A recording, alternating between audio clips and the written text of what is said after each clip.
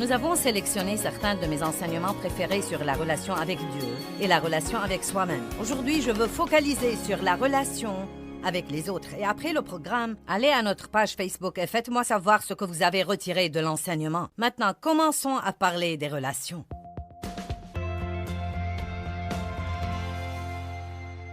Je veux vous parler aujourd'hui de l'amour, car je crois que l'amour est la chose la plus importante dans laquelle nous apprenons à fonctionner. Ce n'est pas important que je sois connue comme une oratrice ou que vous soyez connu comme un grand chanteur ou que quelqu'un d'autre soit connu comme l'homme d'affaires le plus grand au monde. L'important, c'est que nous aimions les autres et que chaque fois que nous côtoyons les autres, ils sentent que quelque chose a été ajouté à leur vie parce que nous étions là. Qu'est-ce que l'amour? Vous savez, nous pouvons donner beaucoup de définitions sophistiquées à l'amour, mais je crois qu'on voit l'amour essentiellement dans la façon dont nous traitons les autres. Dieu est amour et il nous traite vraiment, vraiment, vraiment bien.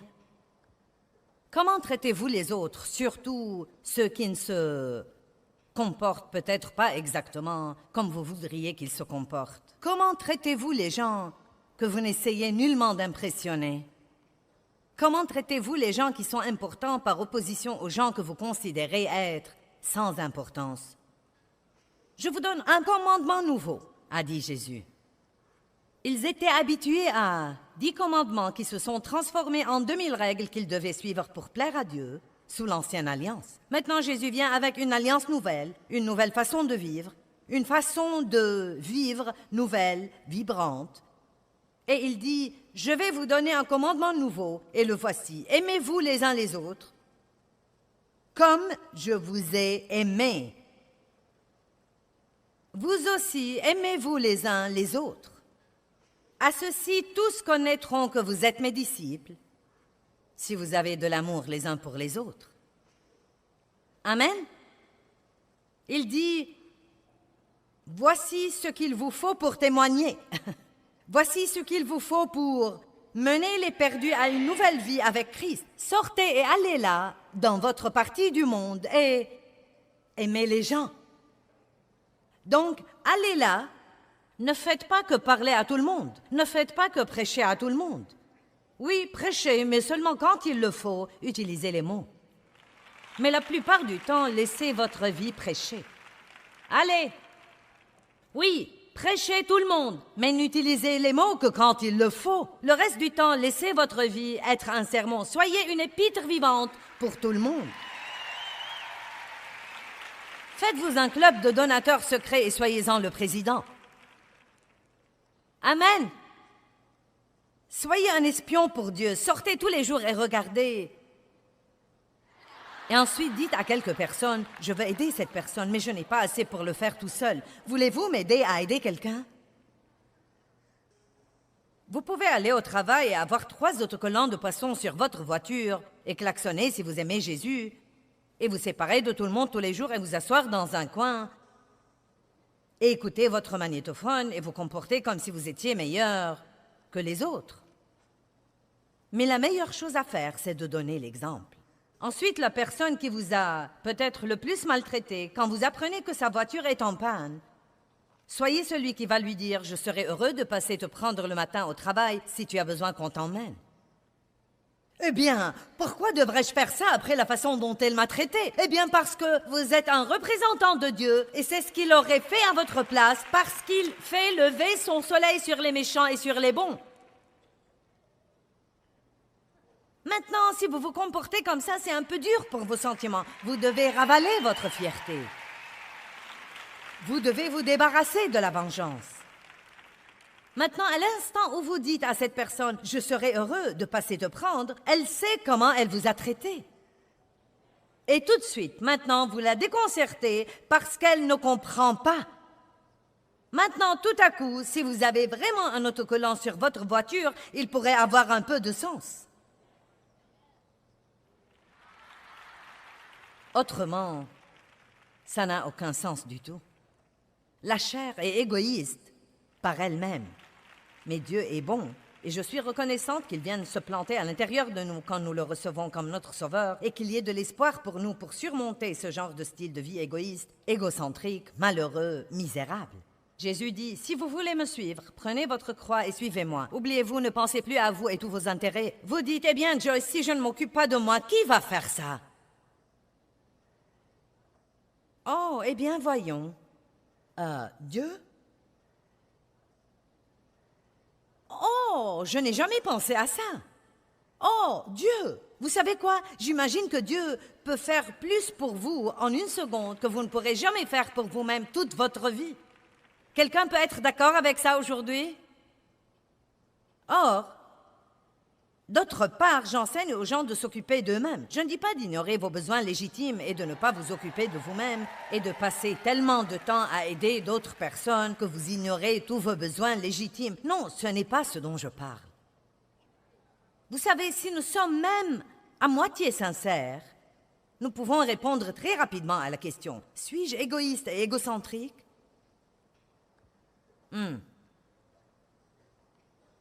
Romains 5,5 dit « L'amour de Dieu est répandu dans nos cœurs par le Saint-Esprit. » Donc vous avez l'amour de Dieu en vous.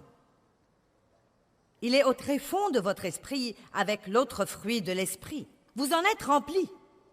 Je ne sais pas de quoi vous croyez que vous êtes rempli, mais c'est ce dont vous êtes vraiment rempli. Peut-être que certains essayeront de vous dire de quoi vous êtes rempli, mais je suis ici aujourd'hui pour vous dire que c'est ce dont vous êtes rempli.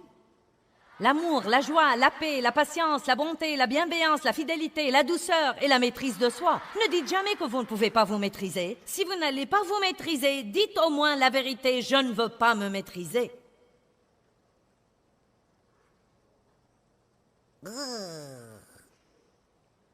Nous aimerions mieux penser, je n'y peux rien. Non, Dieu nous a équipés pour la victoire. Il nous a équipés pour aller dans le monde. Maintenant, il se peut que vous ayez une faible maîtrise de soi car vous ne l'avez pas utilisée. Mais quand vous l'utilisez, elle devient plus forte. Il se peut que vous soyez faible à montrer l'amour parce que vous n'avez pas focalisé là-dessus tant que ça. Mais vous avez la graine de la grandeur à l'intérieur de vous. Et je dis la grandeur parce que c'est ce qui rend en fait la personne vraiment grande. Non pas ce que nous faisons dans le monde, mais la façon dont nous traitons les gens. Vous voulez être une personne puissante? Marchez dans l'amour. Vous voulez que vos prières soient exaucées? Marchez dans l'amour. Vous voulez être heureux et satisfait et content? Marchez dans l'amour. Vous voulez une vie sociale merveilleuse? Marchez dans l'amour. Allez, vous voulez accroître votre joie? Marchez dans l'amour.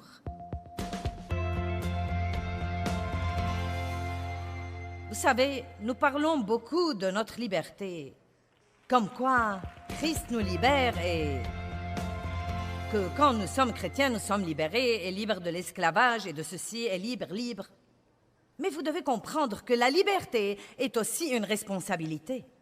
Maintenant, pensez-y. Nous écoutons ces versets, mais pensez-y. J'ai mis devant toi la vie et la mort, la bénédiction et la malédiction. Choisis la vie, afin que tu vives, toi et ta postérité. Quand nous faisons des choix, ils nous affectent, mais ils affectent aussi les générations qui viennent après nous et les générations autour de nous. J'aime parfois dire que c'est comme si Dieu nous donne ce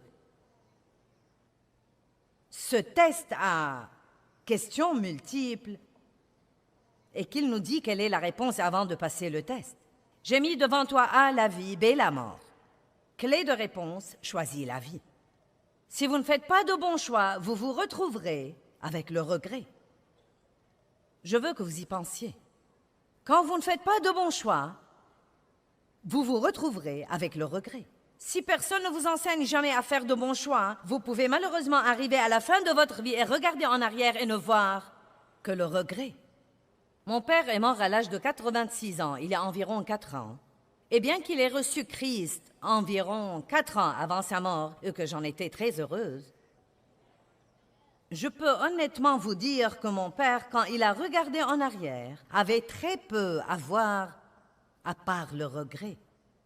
Après 86 ans, il y avait au total environ 10 personnes qui ont assisté à ses funérailles. Et la plupart d'entre eux étaient mes enfants qui y sont allés pour moi. C'est vraiment triste que vous viviez toute votre vie et que personne ne vous regrette quand vous êtes parti. Et c'est parce qu'il a fait toute sa vie des choix qui n'ont pas établi des relations. Il était méchant avec les gens, il était difficile à vivre, il était amer, critique, négatif, il était grossier, et il l'a payé. Et chacune de ces choses était un choix. Il vivait d'après ses sentiments, et beaucoup de ses sentiments étaient motivés et contrôlés par l'ennemi, parce qu'il n'avait pas Dieu dans sa vie. Maintenant, j'ai vu un grand changement dans mon père dans les 4 dernières années. Mais je sais qu'il a regretté d'avoir abusé de moi. Je sais qu'il a regardé ma mère et qu'il a regretté toutes les fois où il rentrait à la maison ivre et où la battait. Je sais qu'il a pensé à mon frère et a regretté le temps qu'il n'a pas passé avec lui, les matchs de baseball auxquels il n'a pas assisté, les mauvaises choses qu'il lui a appris à faire. Et je crois que je n'oublierai jamais la tristesse de regarder sa vie et de me rendre compte qu'après 86 ans, il n'avait pas grand-chose à part le regret. De peur que quelqu'un ne se décourage ou ne déprime et pense « Mon Dieu, après t'avoir écouté, je crois que j'ai vraiment des ennuis. » La bonne nouvelle du message de l'Évangile est que chaque bonne décision que vous prenez aide à inverser les résultats de ces mauvaises décisions que vous avez prises dans le passé. Des décisions de mon grand-père ont affecté mon père, celles de mon père m'ont affecté. Quelque part au milieu de tout le désordre dans ma vie, j'ai réussi à commencer à prendre de bonnes décisions. Et maintenant, mes enfants ont une vie bien meilleure que celle que j'avais quand j'avais leur âge. Et je vous encourage vraiment à accomplir ce que vous commencez. Accomplissez votre marche avec Dieu. Poursuivez la maturité spirituelle et non seulement les trucs. Et quoi que vous fassiez, ne laissez pas l'argent dicter vos décisions. Aucune somme d'argent ne vaut votre paix. Et aucune somme d'argent ne vaut le stress avec lequel vous vous retrouverez si vous avez un programme qui ne vous laisse jamais le temps pour rien, à part courir tout le temps. Nous pouvons sûrement comprendre que Dieu a une meilleure vie pour nous que de courir. Quelqu'un comprend ce que je dis? Et j'ai fait ça pendant des années, et je croyais que je le faisais pour Dieu. Est-ce que j'étais censée faire ce que j'ai fait? Oui, mais il y avait beaucoup de choses auxquelles j'aurais pu dire non, et je ne l'ai pas dit. Et cela m'aurait donné plus de temps à la maison. Je ne peux pas récupérer ce temps maintenant. Dieu merci, j'ai vraiment de bonnes relations avec mes enfants. Mais il y avait des choses qui auraient pu être évitées si j'avais été au bon endroit, au bon moment. Si votre mariage est en difficulté, veillez à faire le bon choix. Je me demande combien de personnes qui nous regardent à la télé ont des problèmes dans leur mariage, pensent à une séparation, pensent à un divorce. Trop de gens décident d'abandonner quand leur mariage est en difficulté. Ils veulent que l'autre personne change, mais ils ne disent pas « Dieu, change-moi ».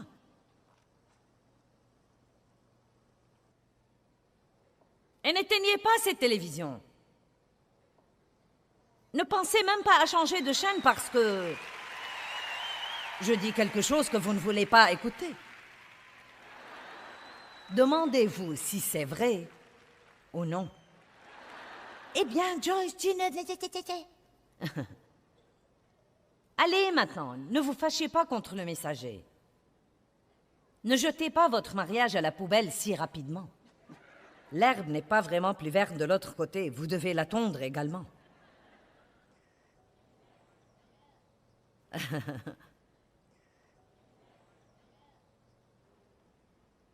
Que pourrez-vous être si vous faites quelques meilleurs choix, même en ce moment? Quel genre de vie pourrez-vous avoir pour vous et votre famille si vous avez à faire les choix difficiles quand il vous est difficile de les faire? Je veux que vous viviez sans être frustré et vexé tout le temps et rempli de haine et d'amertume et de colère et fâché contre tout le monde parce que vous n'êtes pas heureux. Ne regardez pas dans l'autre sens, regardez ici.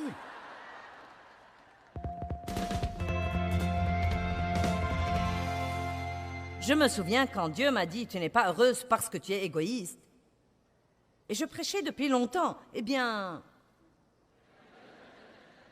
je prêche l'amour tout le temps. Vous pouvez prêcher l'amour tout le temps, cela ne veut pas dire que vous marchez dans l'amour. J'ai dû faire face à ça et passer les 15 années suivantes à apprendre ce qu'est l'amour. Et ce n'est pas juste un sermon, c'est un style de vie que nous vivons. Jacques 4 est un passage qui m'a changé la vie. Je voudrais partager avec vous les 3 premiers versets. D'où viennent les conflits, les dissensions et les querelles? Et comment les combats, les disputes et les luttes commencent parmi vous? J'aime vraiment ça. Pourquoi toutes ces brouilles, dit-il? Tout le monde a un compte à régler et est en colère à cause de quelque chose. Lutte et conflits et querelles et disputes et colère et amertume. D'où vient tout ça? N'est-ce pas de vos désirs sensuels qui combattent toujours dans vos membres? Maintenant, faites attention. Vous êtes jaloux et vous convoitez ce que possèdent les autres. Savez-vous à quel point...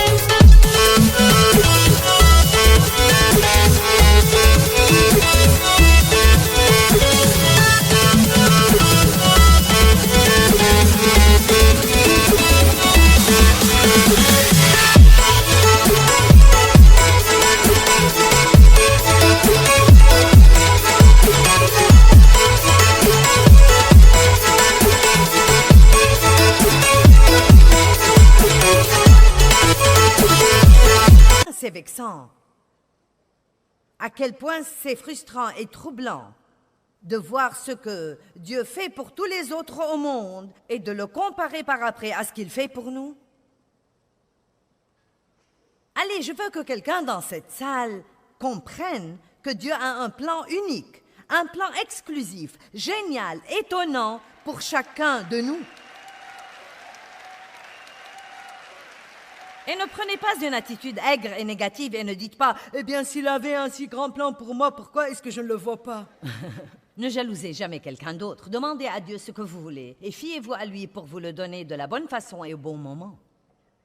Et fiez-vous à lui pour ne pas vous le donner si ce que vous demandez n'est pas ce que Dieu a de mieux pour vous. Si seulement je pouvais chanter comme toi.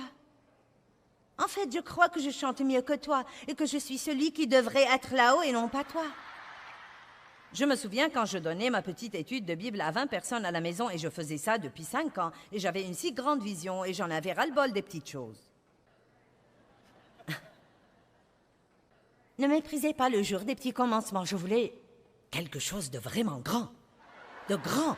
Parce que je manquais d'assurance à l'époque et je ne savais pas qui j'étais en Christ. Et j'essayais toujours de surmonter toute la honte et le blâme de mon passé et la culpabilité et la condamnation que j'avais. Et j'avais besoin de quelque chose de grand à l'extérieur pour m'aider à me sentir mieux. Et Dieu n'allait pas me le donner avant que les choses ne soient réparées à l'intérieur. Parce que si Dieu nous donne des tas de trucs à l'extérieur et que nous n'avons rien à l'intérieur, à ce moment-là, la première tempête qui viendra nous emportera. Vous voyez, j'aime ce que je fais. Je l'apprécie, mais je ne sais pas. Peut-être que je ne pourrai pas le faire toute ma vie. Mais croyez-moi, ça n'enlève rien à ma valeur. Car notre valeur est en qui nous sommes en Christ et non pas en ce que nous faisons. Et croyez-moi, si vous n'apprenez pas ça, vous serez dans le pétrin, car aussi merveilleusement que vous fassiez ce que vous faites, le jour viendra où quelqu'un d'autre le fera mieux que vous. Aussi vite que court un coureur, quelqu'un d'autre battra son record. Aussi vite que nage un nageur, quelqu'un d'autre battra son record. Aussi nombreux que soient les CD qu'un chanteur vend, aussi nombreux que soient les disques d'or qu'il obtient, quelqu'un d'autre viendra battre son record.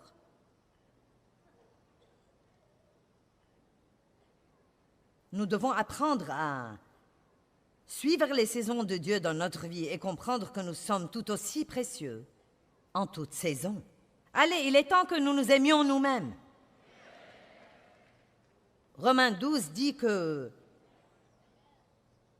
nous sommes nombreux, mais que nous faisons tous partie d'un seul corps. Nous avons tous des fonctions différentes, mais nous faisons néanmoins partie d'un seul corps. Et ensuite, il dit que certains sont ceci et sont cela et sont quelque chose d'autre. Nous parlons de notre corps physique qui est l'exemple que Dieu utilise. Mon corps physique a beaucoup de parties différentes, mais elles ne sont pas pareilles. Elles ne se ressemblent pas et n'ont pas la même fonction. Certaines parties ont certains privilèges que d'autres parties n'ont pas. Certaines parties sont plus visibles que d'autres. Et quel gâchis ce serait si la jalousie régnait sur toutes les parties de notre corps. Vous voyez, nous devons travailler ensemble. De temps en temps, je m'achète une nouvelle paire de chaussures qui est un peu difficile à mettre. Et on lutte avec...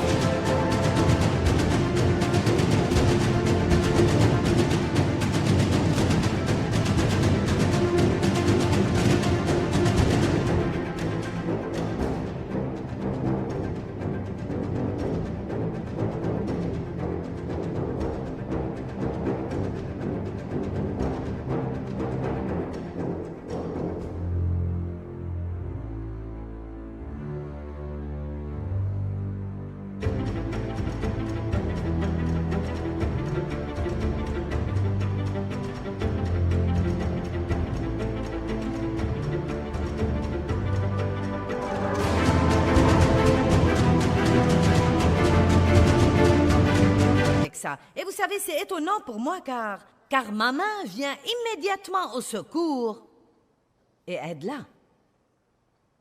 Et vous savez, j'ai une jolie bague là. Et mon doigt a l'occasion de la porter, mais c'est mon œil qui la voit. Mon doigt n'a jamais vu cette bague.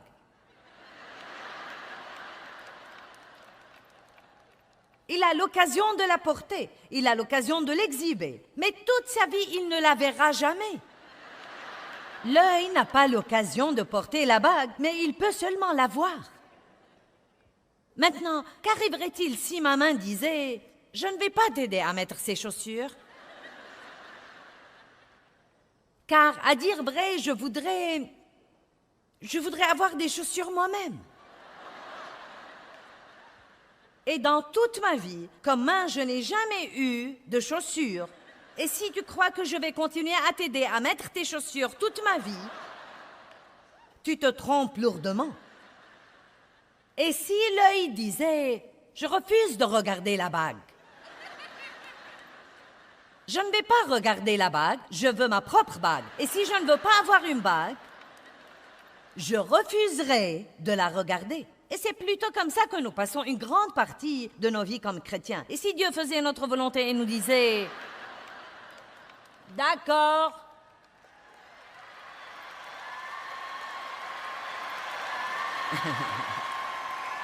non, mais nous ferions mieux d'espérer que Dieu ne nous donnera pas certains des trucs que nous demandons.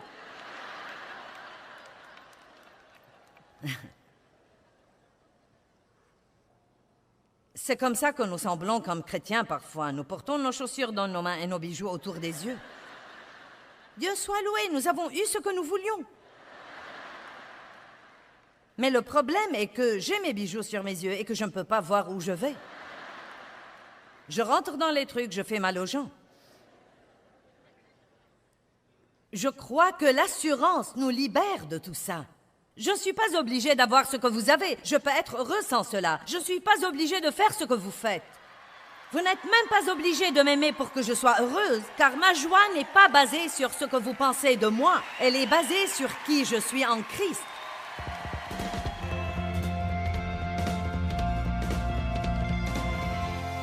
La solitude est une épidémie dans la société d'aujourd'hui. Et elle est due en partie au fait que beaucoup d'entre nous se sentent trop occupés pour cultiver des relations saines avec Dieu et avec les autres personnes. En fait, je crois que beaucoup de personnes ne savent pas avoir de bonnes relations avec quiconque, même pas avec eux-mêmes.